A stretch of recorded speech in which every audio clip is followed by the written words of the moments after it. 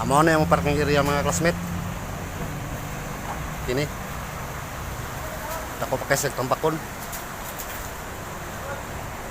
Terus dol ra siya og creek. Kanal.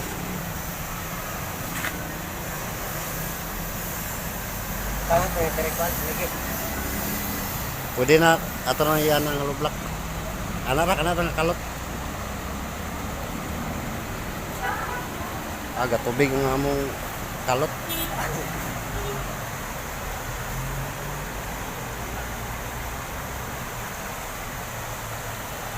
Dito agis pikas kilapok.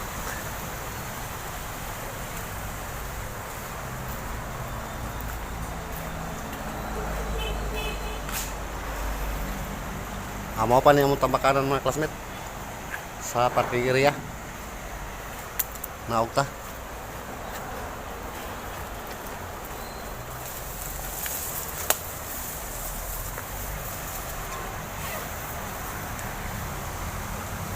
Ang among i-continue ang file kay para makatambak na pud mi.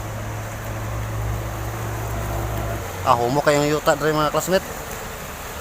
Kay dapin og kanal. Ana gatubig. Na creek. Kana diya mga classmate, highway na na. Dako kay ang creek diri mga classmate.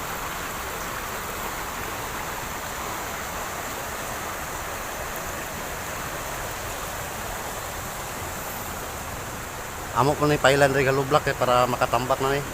Kaya aron mag-operate na po ning building ini human. Madungan na siya o kahuman. Akin na akong body mga classmate. Kuhan na siya mga classmate. Mason-mason na ni. Kamao-mao na ni.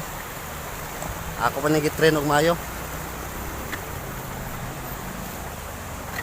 Ako pa itudlo niya ang mga sekreto. Ang mga sekreto sa unsa pagtrabaho sa construction.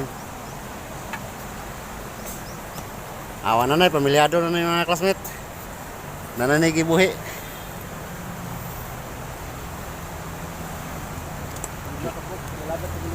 Itom gyapon ang yuta dil ba? Abuta, iabot gina sa original ng yuta kay di na pwede.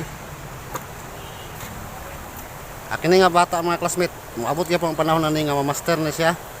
Mudahan na siya og mga building.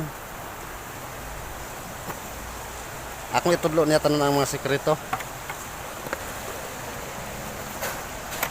Kaya na mayabas mo sa eskwela, adi dire siya paingon. Mo gyapon yung kurso nga kuha. Para gyapon sa amuha. Basta mamayabas. Basta di magtarong eskwela, dire gud paingon sa construction. Init kayo.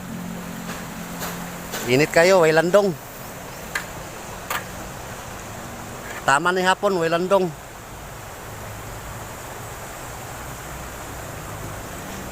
O di tarang pa ni eskwela. O siguro nanay sa opisina karon. Palamig-lamig. Minsuon man sa mo nga namayabas di pareha may kurso. Panday mason.